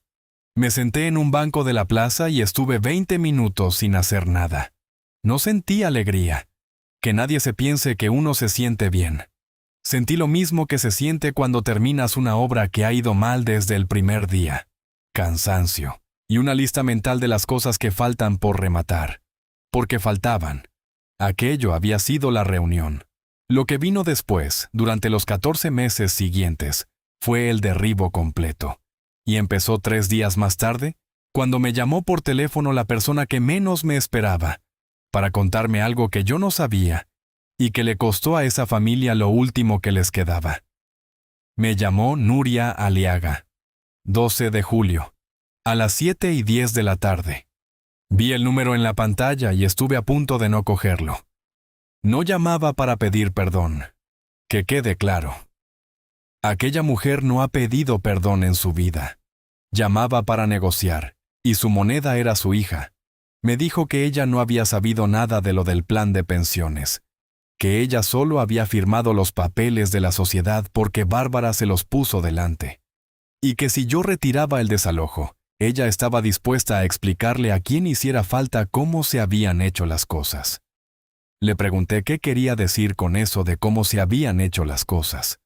Y entonces me contó lo del apartamento de Benicàssim. Resulta que en febrero, 5 meses antes, Aliaga Patrimonial había comprado un apartamento en primera línea en Benicàssim por 278,000 euros, pagados de golpe, sin hipoteca. Escritura a nombre de la sociedad. Y quien lo estaba usando, y quien tenía las llaves, y quien había pagado la reforma de la cocina con una tarjeta de la sociedad, era su hija. Le dije que eso ya lo sabía. Era mentira. No lo sabíamos.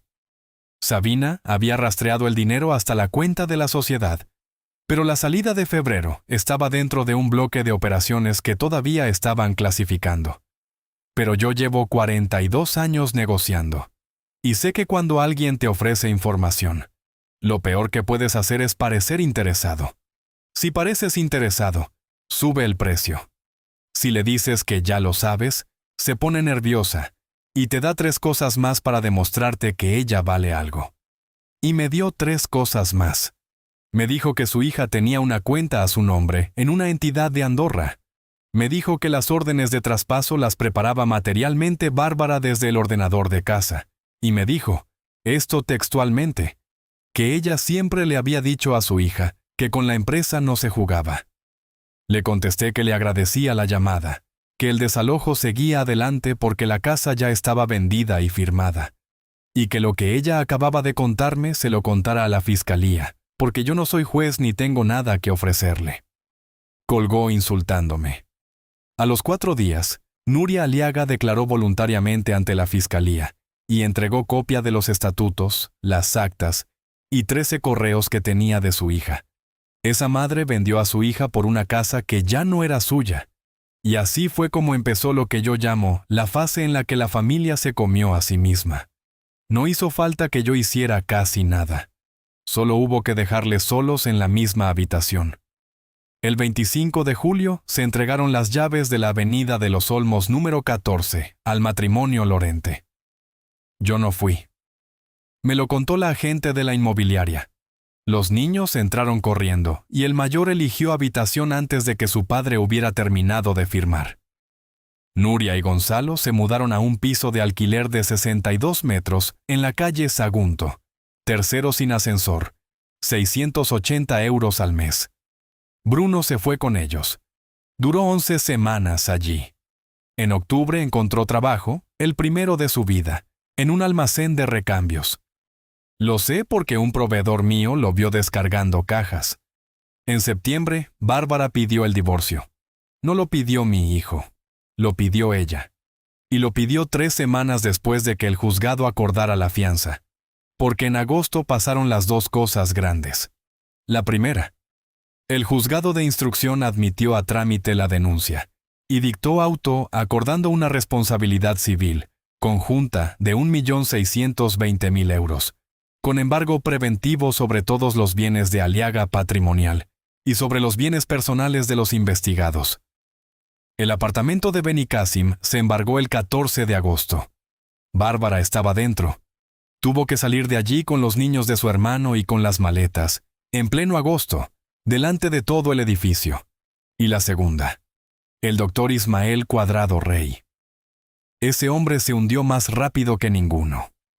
En cuanto el Colegio de Médicos abrió expediente, 2 familias más de esta provincia se presentaron con la misma historia.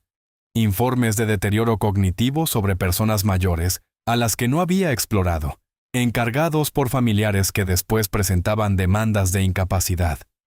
Una de esas personas llevaba 2 años en una residencia. 2 años. Yo estuve a 11 días de ser el tercero. Lo suspendieron cautelarmente en octubre y está pendiente de juicio con petición de fiscalía de 4 años. He declarado 2 veces como testigo. La segunda vez le vi la cara. No me miró. Cuando pienso en toda esta historia, hay una cosa que me quita el sueño y no es lo de mi hijo. Es que a mí me salvó ser un contratista desconfiado con un abogado de 31 años y papel guardado fuera de casa. ¿Y la gente que no tiene nada de eso? Al otro hombre, al de los 2 años, lo sacó su hermana. Tardó 26 meses. Del divorcio de mi hijo no voy a contar mucho porque hay una niña de por medio y esa niña va a crecer. Solo diré esto. Bárbara Aliaga pidió el divorcio en septiembre y en la demanda alegó, entre otras cosas, que había vivido bajo la influencia y las decisiones económicas de su marido y que ella desconocía el origen y la naturaleza de las operaciones societarias. Toda la operación se llamaba Aliaga Patrimonial. Su apellido, su madre de administradora, su hermano de socio. El dinero acabó en un apartamento donde ella tenía las llaves y en una cuenta a su nombre. Y en el juzgado, dijo que ella no sabía nada y que la había arrastrado su marido. Mi hijo se enteró de esa alegación por su abogado, un martes, y esa misma noche a las 2:10 de la mañana me llamó por teléfono. Fue la primera vez que le cogí una llamada desde julio. Estuvo hablando 40 minutos. Lloró casi todo el rato. Me dijo que él nunca quiso el dinero de los trabajadores, que empezó siendo una cosa pequeña, que Bárbara le dijo que era un traspaso temporal, que cuando quiso pararlo ya no se podía, que tenía miedo, que se metió en un sitio del que no sabía salir. Y me dijo la frase que llevo 1 año dándole vueltas. Me dijo que lo hizo porque nunca había sido capaz de ganar nada por sí mismo, y ella se lo recordaba todos los días, Yo le escuché entero. No le interrumpí ni una vez. Y cuando terminó le dije 3 cosas. La primera, que yo también tenía mi parte, porque a un hijo se le enseña a levantarse pronto y a pagar sus facturas. Y yo a él le compré el máster, el coche, el piso y un cargo inventado. Y le enseñé que el dinero aparece. Esa parte la asumo. Un hombre asume sus errores. La segunda, que eso no le quitaba a él ni un gramo de lo suyo.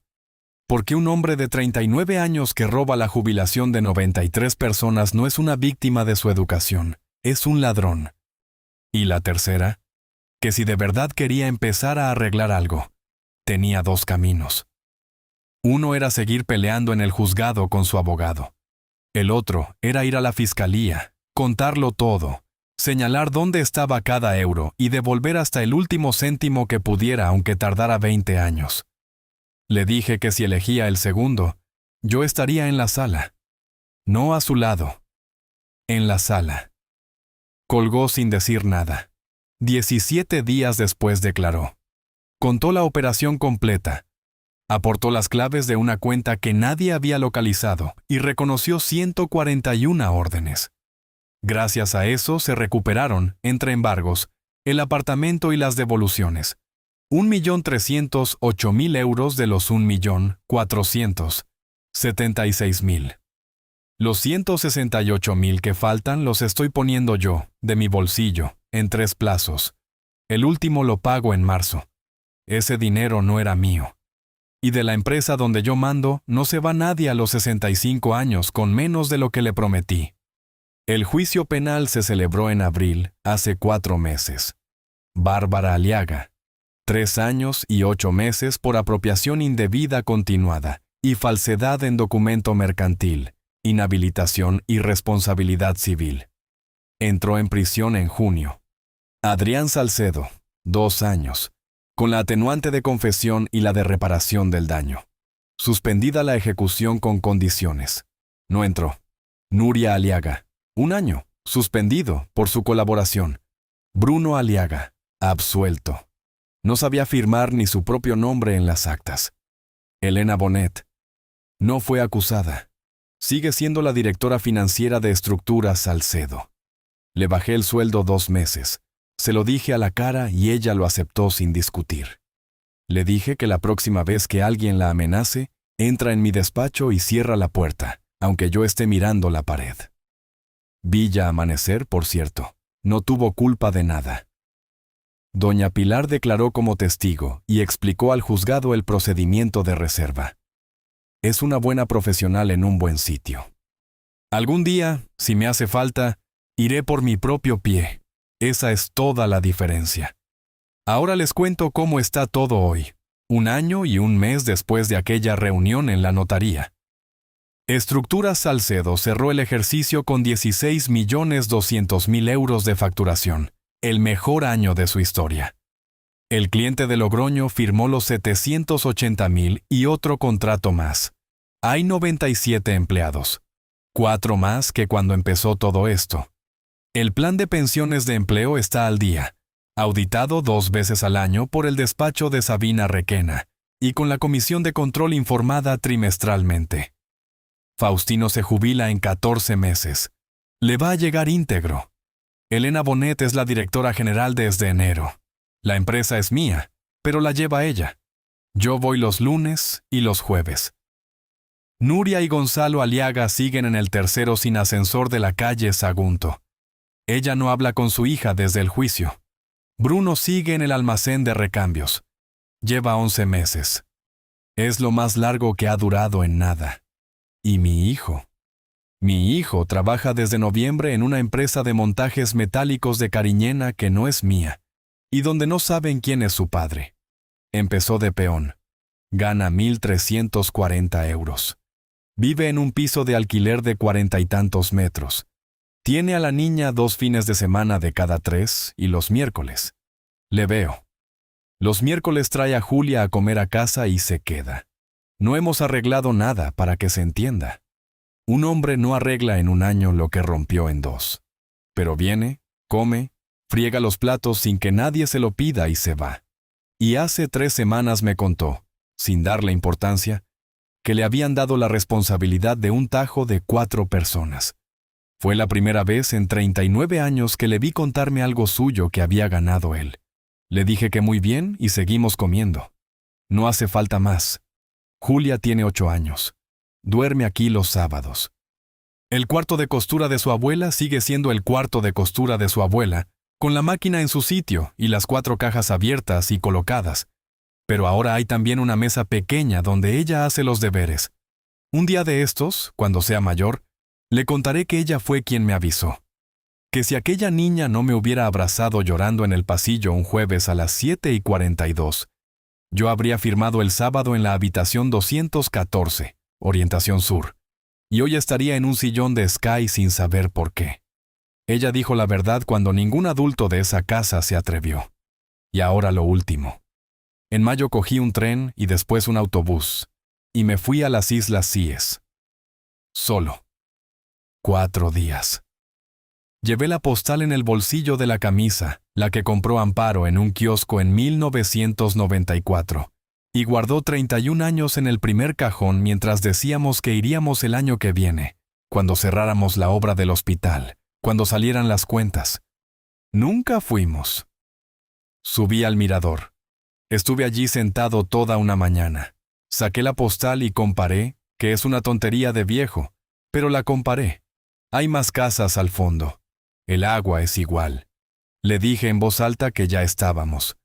41 años tardé en llevarla, y la llevé en el bolsillo de una camisa. Ahora la postal está apoyada en el azucarero de la cocina, de pie.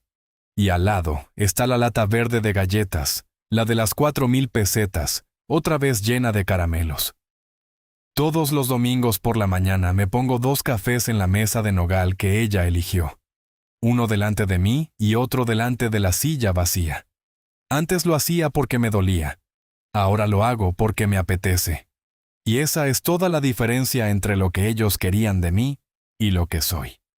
Un hombre termina lo que empieza. Cuentas saldadas.